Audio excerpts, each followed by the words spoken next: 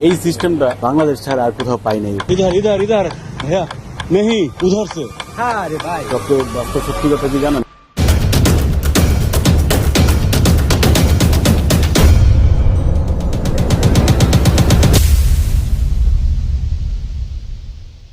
আসসালামু আলাইকুম এভরিওয়ান। গত এপ্রিলের 13 তারিখ ঈদ উল ফিতরের 2 দিন পর আমি আর আমার ট্যুর পার্টনার রওনা দিয়েছি নেপালের উদ্দেশ্যে। এর আগেও আমি নেপাল গিয়েছিলাম 2022-এ। তখন কাঠমান্ডু থেকে বাইক ভাড়া করে গিয়েছিলাম পোখরা হয়ে লোয়ার মুস্তাং মুক্তিনাথ টেম্পল। কিন্তু এইবারের উদ্দেশ্য একটু ভিন্ন, ট্র্যাক করে অন্নপূর্ণা বেস ক্যাম্প সামিট করা। তো অ্যাজ ইউজুয়াল আজকেও আমাদের বিমান বাংলাদেশের ফ্লাইট ঢাকা থেকে কাঠমান্ডু, পরে ডোমেস্টিক ফ্লাইট ধরে যাব কাঠমান্ডু টু পোখরা। আশা করছি বিকাল 4টার আগে পোখরা পৌঁছে যাব। শুভ সকাল, আমরা বের হয়ে গেলাম। তো খুব ভোরবেলা বের হয়ে গেছি, সিএনজিতেই যাচ্ছি আজকে। তো সাথেই থাকুন, দেখা হবে এয়ারপোর্টে। ভাই এর আগে কি কখনো আসছেন? মানে 30 মিনিটে এয়ারপোর্ট পর্যন্ত? না, এর আগে 30 মিনিটে এয়ারপোর্ট আসতে পারি নাই, রাস্তা জ্যামে 30 মিনিট পার হয়ে যেত। তাহলে শুরুটা ভালোই হলো, মানে একটু টাইম সেভ হলো আমাদের। তো ঢুকি এয়ারপোর্টের ভিতরে, দেখি কি অবস্থা।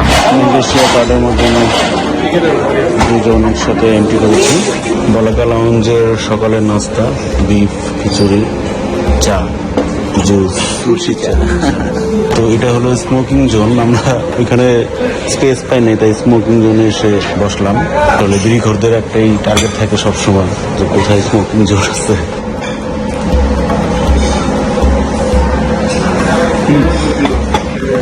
টেস্ট ভালো। 2000 years later. Immigration, check in, তারপরে প্যান্ট খোলা সবকিছু কমপ্লিট করে এখানে না জায়গাটা খোলা বাকি ছিল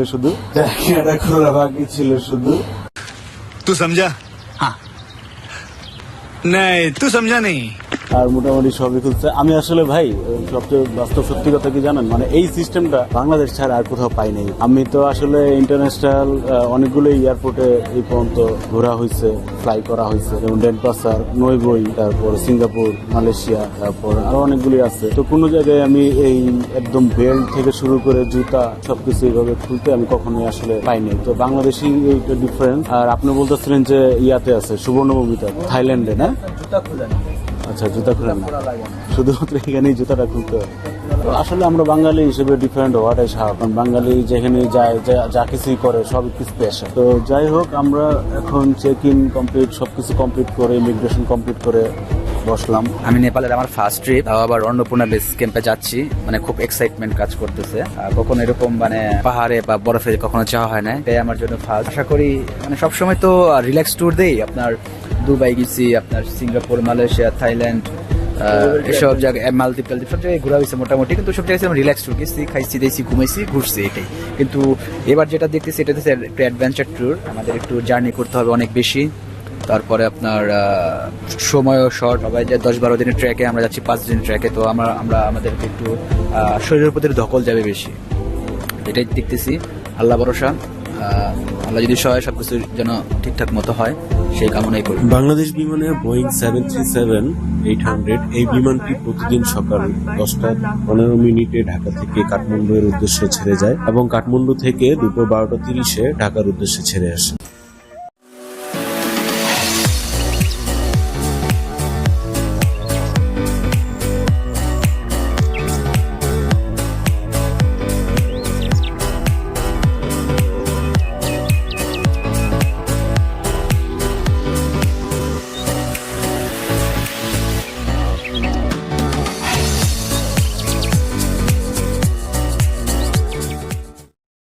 এই বোয়িং বিমানগুলোতে বিজনেস ক্লাস 12টি এবং ইকোনমি ক্লাস 150টি সিট রয়েছে। আমরা ইকোনমি টিকিট করেছিলাম, আমাদের পড়েছে 42,000 টাকা রিটার্ন পার পারসন। আমরা মোটামুটি 15 দিন আগে বুক করেছিলাম, বাট 1-1.5 মাস আগে যদি বুক করা হয় সেক্ষেত্রে টিকিটের প্রাইসটা একটু কম পড়বে।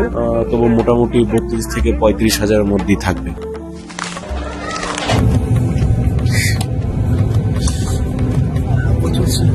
ঠিক আছে, তবে আমাদের একটা জিনিস খুব খারাপ লাগবে, সেটা হচ্ছে আমাদের মেম্বার ছিল, আমরা প্ল্যান করছি 3 জন যাবো।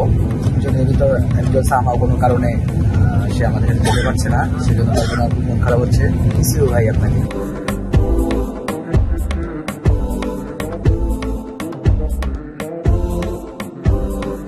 ত্রিভুবন ইন্টারন্যাশনাল এয়ারপোর্ট। এখানে পৌঁছে 5 মিনিট ভিডিও গেমস খেলে আমরা 30 দিনের ট্যুরিস্ট ভিসা জন্য অ্যাপ্লাই করে ইমিগ্রেশন থেকে ভিসা নিয়ে নিয়েছি। নেপালে 30 দিনের জন্য ফ্রি অন অ্যারাইভাল ভিসা পাওয়া যায়। যদি 1 বছরের ভিতরে আবার আসা হয় সেক্ষেত্রে $30 ভিসা চার্জ লাগে। যেহেতু আমি এর আগে 2022-এ এসেছি, 1 বছরের বেশি সময় হয়ে গিয়েছে, তাই এইবারও আমি আবার ফ্রি ভিসা পেয়েছি। ইমিগ্রেশন কমপ্লিট করে আমাদের কানেক্টিং ফ্লাইট ধরতে হবে কাঠমান্ডু টু পোখারা, তাই ডোমেস্টিক এয়ারপোর্টের দিকে যাচ্ছি। হাতে একদমই সময় কম, কারণ আমাদের কানেক্টিং ফ্লাইটটা ধরতে হবে within হাফ এন আওয়ারের ভিতরে। इधर इधर इधर भैया इधर से नहीं उधर से আরে ভাই उधर से ডোমেস্টিক তো ওইটা। কাঠমান্ডুর ডোমেস্টিক এয়ারপোর্টে আছি এখন। তো আমরা যাব হলো কাঠমান্ডু থেকে পোখারা। তো ডোমেস্টিক একটা ফ্লাইট নিয়েছিলাম ইয়াতি এয়ারলাইন্সে যাব হলো কাঠমান্ডু থেকে পোখারা। তো আমাদের ফ্লাইটের টাইম হলো এখন বাজে 1:15, আমাদের 2:10-এ আমাদের ফ্লাইট। তো হাতে 1 ঘন্টা সময় আছে। তো বোর্ডিং পাস নেওয়া হয়ে গিয়েছে। এই যে ইয়াতি এয়ারলাইন্সের বোর্ডিং পাস। তো ডোমেস্টিক ফ্লাইটের ভাড়া তুলনামূলক আমাদের দেশ থেকে একটু বেশি এখানে। তো আমরা যে ফ্লাইটটা বুকিং দিয়েছি কাঠমান্ডু থেকে পোখারা, এই ফ্লাইটে ফেয়ার নিয়েছে দুজনের $212 মতো। তো $105 করে, $105-6 করে আপনার পার পার্সন পড়ছে। তো আমাদের দেশের তুলনায়, কারণ এখান থেকে আপনার কাঠমান্ডু থেকে পোখারার ডিস্টেন্স বেশি দূরে না, 200+ সামথিং এরকম একটা দূরত্ব হবে, বাট ফেয়ারটা অনেক বেশি। তো আমাদের দেশে দেখা যায় যে ঢাকা থেকে কক্সবাজারের যে ফ্লাইটের ভাড়া ওই হিসাব করলে এখানে আসলে অনেকটাই বেশি। তো যাচ্ছি, দেখা যাক কি হয়। প্লেনে উঠি, তারপর আবার আসছি আপনাদের সাথে। Thank you.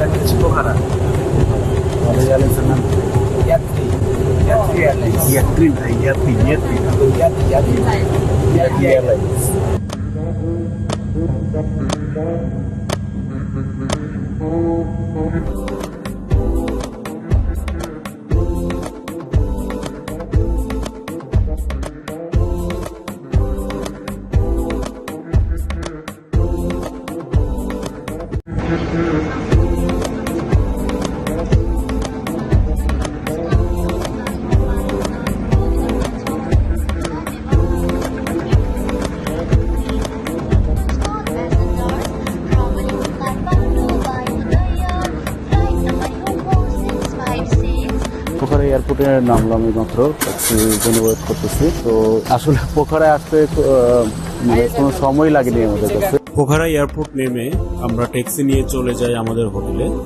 হোটেলের নাম হোটেল স্নোল্যান্ড, যেটা পোখারা মেন স্ট্রিটে অবস্থিত।